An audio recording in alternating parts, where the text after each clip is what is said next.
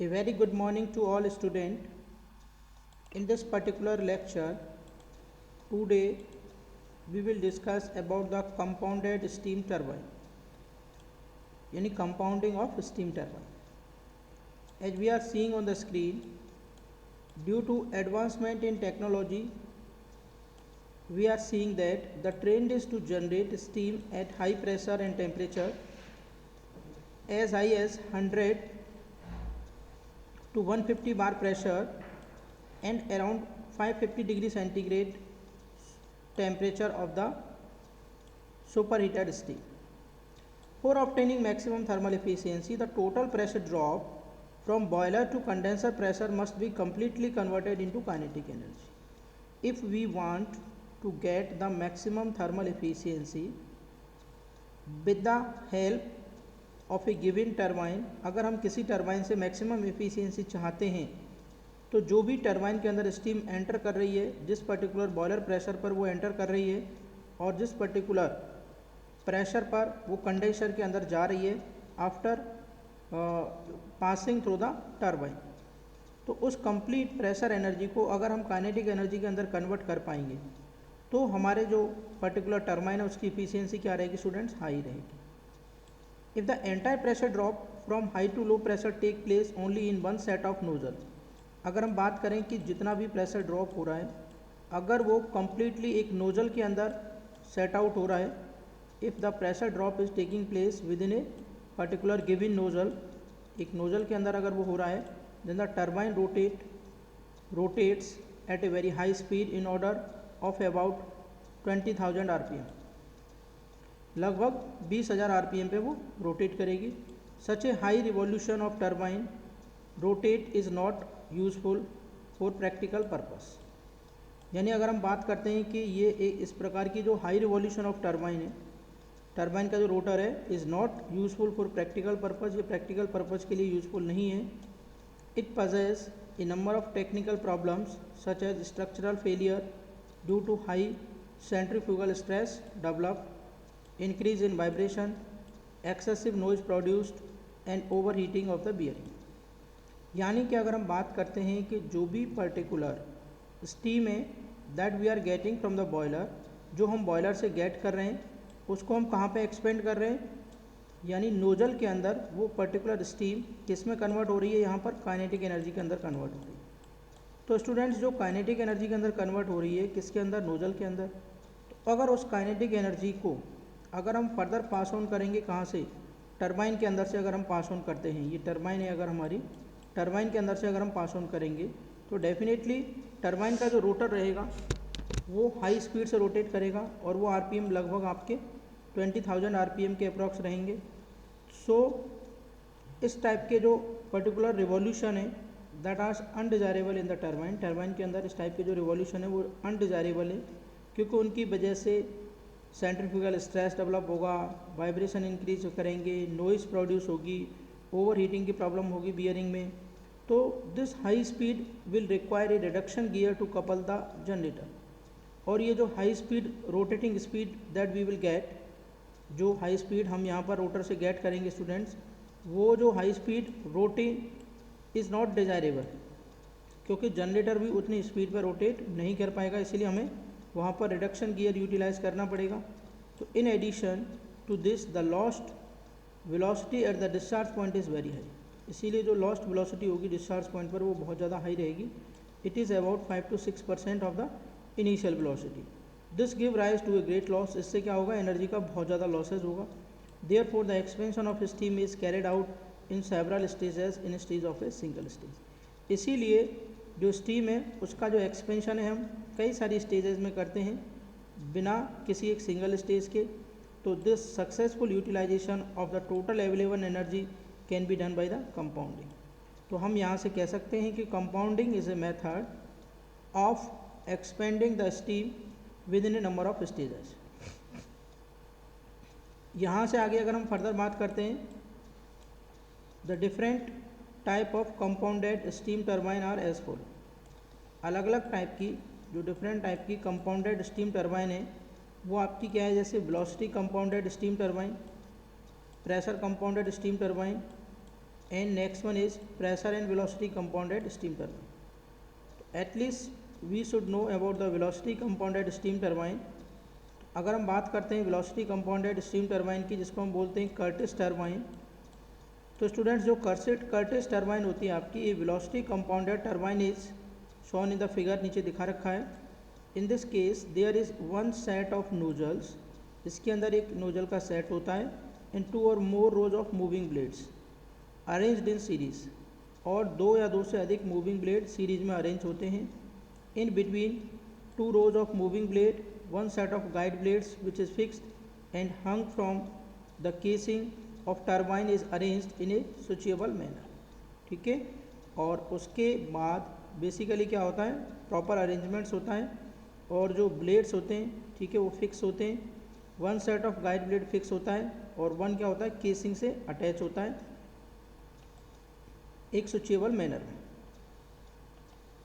As we are seeing on this particular screen, ये हमारा nozzle वाला पार्ट है स्टूडेंट्स. तो नोजल में जो स्टीम है that we are getting, it is entering from the boiler, यानी यहाँ पर जो particular steam that we will get boiler pressure पे हमें यहाँ पर क्या मिलेगी, स्टीम मिलेगी. ठीक है, यानी the steam that we are getting from the boiler that will enter into the nozzle. तो यहाँ पर ये जो inlet pressure we are showing, this is the inlet pressure, this one, और ये जो इनलेट प्रेशर है, ये नोजल के अंदर क्या होगा, प्रेशर जो डॉटेड लाइन से आपको दिखाई दे रहा है, यहाँ पर सोज हो रहा है, ये डॉटेड लाइन से ये यहाँ तक क्या हो रहा है, रिड्यूस हो रहा है. When the reduction of pressure will take place in the nozzle, उसके अप्रॉक्सीमेट जो इनिशियल वेलोसिटी है वो इतनी है स्टूडेंट्स, जो आप देख पा रहे हैं एरो से. इनिशियल वेलोसिटी हमारी यहाँ पर क्या हो रही है, ये this velocity is increasing just like it, ये हमारी इनिशियल वेलोसिटी यहाँ पर इंक्रीज कर रही है. ठीक है, बीच में गैप है नोजल और मूविंग ब्लेड के बीच में, तो ये कांस्टेंट रहेगा प्रेशर.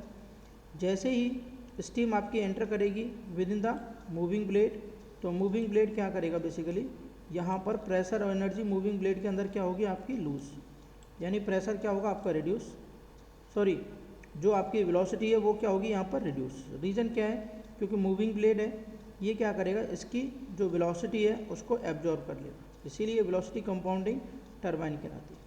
बट यहाँ के बाद में जब moving blade, fix blade, moving blade और फिक्स ब्लेड के अंदर आपकी स्टीम एंटर करेगी यहाँ से, फिर कहाँ पे जाएगी, फिक्स ब्लेड के अंदर, फिर कहाँ पे जाएगी, मूविंग ब्लेड के अंदर, फिर कहाँ पे जाएगी, फिक्स ब्लेड के अंदर, और इस तरीके से हमारी स्टीम मूव आउट करेगी.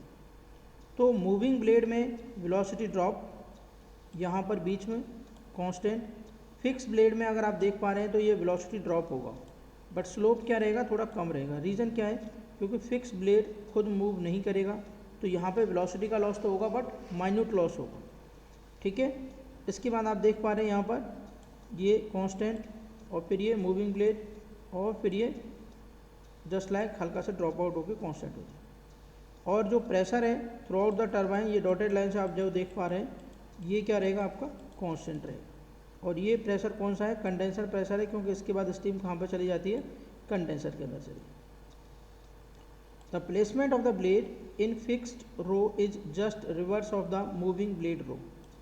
जो ब्लेड हम प्लेस करते हैं फिक्स रो में, वो क्या होते हैं, जो मूविंग ब्लेड रो है जस्ट उसके क्या रहेंगे, रिवर्स. जैसा कि हम देख रहे हैं, अगर यहाँ पर मूविंग ब्लेड की डायरेक्शन ये वाली है, ठीक है, मूविंग ब्लेड की डायरेक्शन ये वाली है as you we are seeing, तो जो फिक्स ब्लेड है उनकी डायरेक्शन रिवर्स डायरेक्शन में एज द मूविंग ब्लेड के रिवर्स डायरेक्शन में. The steam is expanded in nozzle, steam nozzle के अंदर एक्सपेंड होती है from boiler pressure down to condenser pressure.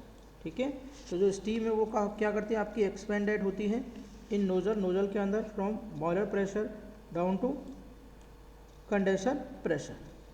The high velocity jet of steam coming out from nozzle is passed on to the first row of moving blade where it produces a change of momentum.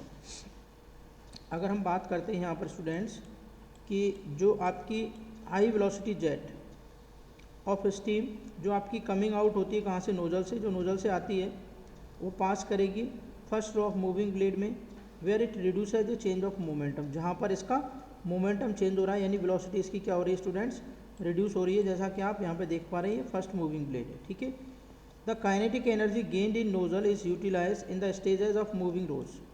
तो जो moving रोज है, देखिए यहाँ पर आपकी velocity down हो रही है। नेक्स्ट आपकी जो सेकेंड मूविंग रो है यहाँ पर भी आपकी वेलोसिटी क्या हो रही है, डाउन हो रही है। And finally the steam is exhausted from the first row at comparatively less kinetic energy but in reverse direction. The steam then enter the first row of fix blade, इसके बाद steam first row of fix blade में enter करेगी and is redirected by changing direction to the second row of moving blade, और जो fix blade है वो उसकी moving direction को चेंज करेगा और उसके बाद वो second row of moving blade में एंटर करेगी। This way the expansion is continue till total kinetic energy is fully absorb. इस तरीके से हम क्या करेंगे, स्टीम का एक्सपेंशन करते रहेंगे जब तक कि टोटल काइनेटिक एनर्जी एब्जॉर्ब ना हो जाए। A turbine working on this principle is known as velocity compounded steam turbine. तो एक टर्बाइन जो इस प्रिंसिपल पे वर्कआउट करती है उसको बोलते हैं वेलोसिटी कंपाउंडेड स्टीम टर्बाइन। ठीक है, नेक्स्ट होती है आपकी प्रेशर कंपाउंडेड स्टीम टर्बाइन, जिसको हम बोलते हैं रेटियो टर्बाइन। तो जो प्रेशर कंपाउंडेड स्टीम टर्बाइन होती है स्टूडेंट्स, ये अगर हम इसमें बात करते हैं तो pressure compounded impulse turbine is one in which a number of simple impulse turbine are arranged in series and placed on a common shaft. Pressure compounded impulse turbine के अंदर कई सारी इम्पल्स टर्बाइन को सीरीज में arrange कर दिया जाता है और उनको एक कॉमन शाफ्ट पर प्लेस कर दिया जाता है। In this case, a row of fixed nozzle is placed at the entry of each row of moving blade. This comprises alternate rows of fixed nozzle and moving rows of blade in series. Next, अगर हम बात करते हैं the total pressure drop from high pressure to exhaust pressure is split into series of smaller pressure drop to take place in different stages in series. Each set combining one row of fixed and one row of moving blade is known as one stage. High pressure steam is expended in the first row of fixed nozzle of the first stage with a small pressure drop. Next अगर हम बात करते हैं यहाँ पर due to small pressure drop less kinetic energy is available at the exit of first row of fixed nozzle. The steam with small kinetic energy enter to the first row of moving blade where it undergoes a change in momentum and the kinetic energy is absorbed. ठीक है, the pressure remain the same while flowing in the first row of moving blade. तो ये इससे आप एक बार go through हो जाएंगे। ये प्रेशर कंपाउंडेड स्टीम टर्बाइन है आपकी, ये आपकी pressure and velocity compounded steam turbine है। इससे आप एक बार गो थ्रू हो जाएंगे क्योंकि it is not so much importance. Next one is your reaction turbine. अगर हम रिएक्शन टर्बाइन की बात करते हैं तो in principle pure reaction turbine has no meaning with steam as a working flow, क्योंकि स्टूडेंट्स जो प्योर रिएक्शन टर्बाइन है वो पॉसिबल नहीं है। It is actually with a joint application of impulse and reaction. ये बेसिकली क्या होता है, एक जॉइंट एप्लीकेशन होता है इम्पल्स एंड रिएक्शन टर्बाइन का। In this type of turbine, इस टाइप की जो टर्बाइन होती है, the high pressure steam is not expanded initially in the nozzle only. इस टाइप की टर्बाइन के अंदर जो हाई प्रेशर स्टीम है उसको हम एक्सपेंडेड करते हैं initially in the nozzle only as in the case of impulse turbine, but the expansion of steam take place in moving blade row also. But जो स्टीम का एक्सपेंशन है वो moving blade रोज में भी हो सकता है। The moving blade also act as a nozzle. यहाँ पर मूविंग ब्लेड एक नोजल की तरह काम करते हैं। The shape of the blade is so well design, जो आपके ब्लेड हैं उनका शेप इस तरीके से डिज़ाइन होता है स्टूडेंट्स एरोफॉयल सेक्शन में, that the blade channel formed between two conjugative blades act as a nozzle. Blade आपके इस तरीके से डिज़ाइन होते हैं कि जो ब्लेड चैनल होता है दो कंजुगेटिव ब्लेड के बीच में, वो एक नोजल की तरह काम करता है and form a narrow passage eight the exit, और जो ब्लेड का एग्जिट होता है वहाँ पर एक नैरो पैसेज बनाता है। At the exit of nozzle, nozzle के एग्जिट पर steam will possess both pressure as well as kinetic energy. तो जब वो आपकी स्टीम नोजल के एग्जिट पर निकलेगी, ठीक है, तो वो दोनों काम करेगी, यानी दोनों चीज़ें उसके पास में रहेंगी, pressure as well as kinetic energy. The steam which possess some pressure energy gets further expanded while passing over in blade channel.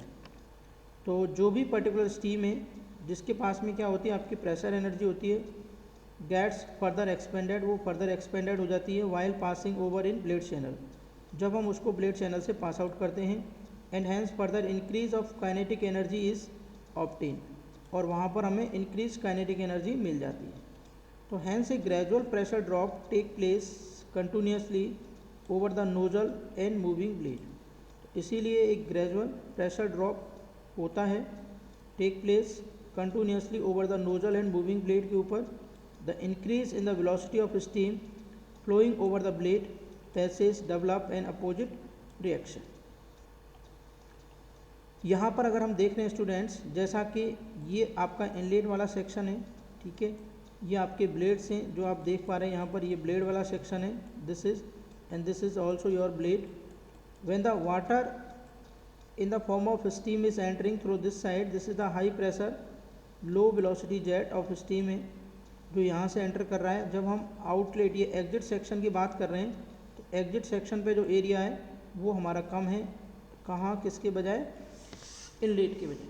तो यहाँ से एक back pressure, back reaction force लगेगा किसके ऊपर, इस पर्टिकुलर ब्लेड के ऊपर, जिसकी डायरेक्शन क्या रहेगी, इधर। क्यों? क्योंकि यहाँ पर अगर वेलोसिटी हम C1 कंसिडर कर रहे हैं और यहाँ पर वेलोसिटी हमारी C2 कंसीडर कर रहे हैं, तो ओबियसली प्रेशर ड्रॉप होगा और काइनेटिक एनर्जी यहाँ पे इंक्रीज हो जाएगी, ड्यू टू विच यहाँ पर एक रिएक्शन फोर्स लगेगा, जिसको हमने यहाँ पर इस पर्टिकुलर एरो से यहाँ पर ये शो कर रखा है। तो ये हमारा क्या है, this is our reaction force. और जो इम्पल्स फोर्स है, तो ये जो जेट आपका स्ट्राइक कर रहा है वो आपका इस तरीके से स्ट्राइक कर रहा है, तो यहाँ पर ये इम्पल्स फोर्स लगेगा आपका इस पर्टिकुलर ब्लेड के ऊपर। अगर हम सिंगल ब्लेड की बात करते हैं, ये आपका इम्पल्स फोर्स लगेगा, और रिएक्शन और इम्पल्स का जो रिजल्टेंट फोर्स आएगा वो आपका इस डायरेक्शन में आएगा स्टूडेंट्स, इन दिस डायरेक्शन। तो ये आपका रिजल्टेंट फोर्स लगेगा यहाँ पर, और ये आपका किस डायरेक्शन में जाएगा, ये इस डायरेक्शन के अंदर जाएगा, ठीक है। ये यहाँ पर आपका क्या लगेगा, और रिजल्टेंट फोर्स लगेगा, ठीक है। तो flow of steam in blade channel of reaction turbine and be is the propelling force in reaction steam turbine. तो यहाँ पर ये हमारा क्या रहेगा, ये आपका फोर्स रहेगा, फोर्स ऑफ फ्रिक्शन, सॉरी, ये आपका रिजल्टेंट फोर्स रहेगा जो ब्लेड के ऊपर माउंट, और ये ब्लेड किसी रोटर के ऊपर माउंट होगा, तो रोटर आपका रोटेट करेगा। तो figure shows A 4 stage reaction turbine. The actual reaction turbine, also called impulse reaction turbine, consist of A number of rose of moving blade. तो नीचे एक 4 स्टेज रिएक्शन टर्बाइन नीचे दिखा रखी है, जिसमें 4 स्टेजेज हैं। On a single rotor the fix blade ring is hung from the casing. जो फिक्स ब्लेड रिंग है वो केसिंग से अटैच होती हैं। Turbine between the 2 row of the moving blade. The blade of fix row is placed just reverse to the blade of moving row. The high pressure steam passing in the first row of fixed blade undergoes a small drop in pressure, causing the increase of velocity of the steam. ये देखिए, ये 4 stage impulse turbine है। जैसे ये single stage हो जाएगी, एक fix और एक मूविंग को मिला के एक स्टेज बनती है। ये सेकंड स्टेज, ये थर्ड स्टेज, और ये फोर्थ स्टेज। इसको हम ऐसे मान सकते हैं कि ये हाई प्रेशर टर्बाइन है, ये हाई प्रेशर टर्बाइन है, ये वाला जो ये टर्बाइन है यहाँ तक, और ये आपकी लो प्रेशर टर्बाइन है, क्योंकि यहाँ तक जाते जाते स्टीम का प्रेशर क्या हो जाएगा, लो हो जाएगा। तो यहाँ पर हम देख पा रहे हैं कि भाई ये जो पर्टिकुलर है ये आपका एक रोटर है, ठीक है, और ये आपकी क्या है, एग्जॉस्ट स्टीम, जो यहाँ से आपकी एग्जॉस्ट होगी। This will exhaust from this side, जो यहाँ से आपकी एग्जॉस्ट हो रही है। तो यहाँ पर अगर हम बात करते हैं स्टूडेंट्स कि ये जो ऊपर केसिंग है, केसिंग से जो फिक्स है, ये कैसा है, आपका स्टेशनरी ब्लेड है। इसी का क्रॉस सेक्शन एरिया अगर हम नीचे लेके जाते हैं तो ये आपका क्या है, स्टेशनरी ब्लेड, ये वाला, ये स्टेशनरी ब्लेड है जिसको हमने इस शेप में बना रखा है। ये हमारा स्टेशनरी ब्लेड का शेप हो गया, ये इस तरीके से, ठीक है। इसके बाद ये रनिंग ब्लेड है, ये R4 रनिंग ब्लेड, दोनों की डायरेक्शन अपोजिट होती है इस तरीके से, ये इस तरीके से, ये आपका क्या, रनिंग ब्लेड है, ठीक है। फिर स्टेशनरी, तो फिर स्टेशनरी, ये स्टेशनरी आ गया, फिर रनिंग, फिर बीच में गैप है तो ये गैप दे दिया, फिर स्टेशनरी, फिर रनिंग, फिर स्टेशनरी, फिर रनिंग। इस तरीके से ये ब्लेड आपका क्या है, रिएक्शन टर्बाइन के अंदर ये ब्लेड के सेक्शन से होगा क्या, जैसे स्टीम आपकी एंटर करेगी with the from the boiler, boiler से जो स्टीम एंटर करेगी, जैसे ही वो स्ट्राइक करेगी किससे, फिक्स ब्लेड से स्ट्राइक करेगी। तो जैसे स्टूडेंट फिक्स ब्लेड से स्ट्राइक करेगी, pressure drop will take place, तो यहाँ पे प्रेशर ड्रॉप होगा, ठीक है। फिर इसके बाद जो बीच में आपको ब्लैंक दिखाई दे रहा है कांस्टेंट रहेगा। फिर जैसे ही वो मूव करेगी रनिंग ब्लेड में तो यहाँ पे भी प्रेशर ड्रॉप होगा, फिर अगेन कांस्टेंट, फिर प्रेशर ड्रॉप, फिर अगेन कांस्टेंट, फिर प्रेशर ड्रॉप और फिर कांस्टेंट। इस तरीके से ये ग्राफ आपका चलेगा। तो जब ये ग्राफ आपका इस तरीके से चलेगा, अगर हम इस तरीके की जो ग्राफ है उसकी अगर हम बात कर रहे हैं, तो यहाँ पर क्या हो रहा है, pressure drop drop drop drop drop, regular basis पे प्रेशर ड्रॉप हो रहा है, जबकि इम्पल्स टरबाइन के अंदर रेगुलर प्रेशर ड्रॉप नहीं होता है। सिर्फ ओनली जो प्रेशर ड्रॉप होता है वो कहाँ पे होता है, वो सिर्फ आपका नोजल के अंदर होता है। यहाँ पर देखिए, ये अगर हम बात करते हैं किसकी, अगर हम बात कर रहे हैं यहाँ पर इनलेट स्टीम वेलोसिटी की, तो ये इनलेट स्टीम की वेलोसिटी है। यहाँ पर हम कह रहे हैं कि भाई इसका ये हमने क्या किया, यहाँ पर वेलोसिटी इंक्रीज़ हो गई और ये हमारी ये यहाँ पर वेलोसिटी को एब्जॉर्व कर लिया इसने, रनिंग ब्लेड ने। ये फिर हमारी इंक्रीज़, क्योंकि प्रेशर ड्रॉप हो रहा है, स्टेशनरी ब्लेड है, यहाँ पर वापस से ये डिक्रीज़ इंक्रीज़ डिक्रीज़, यानी इसको आप यहाँ पे देख पा रहे हैं बहुत अच्छे तरीके से कि भाई यहाँ पर बच्चों स्टूडेंट्स ये चीज़ आपको क्लियर होनी चाहिए कि स्टेशनरी ब्लेड के अंदर आपकी वेलोसिटी क्या होगी, इंक्रीज़, क्योंकि प्रेशर ड्रॉप हो रहा है। और उसी वेलोसिटी को फर्दर जो रनिंग ब्लेड है वो एब्जॉर्ब कर लेगा, उसका मोमेंटम ट्रांसफ़र हो जाएगा, तो वो वेलोसिटी आपकी डिक्रीज़ हो जाएगी। बट रनिंग ब्लेड में as well as pressure decrease भी हो रहा है, तो यहाँ पे वेलोसिटी बढ़ेगी भी थोड़ी बहुत।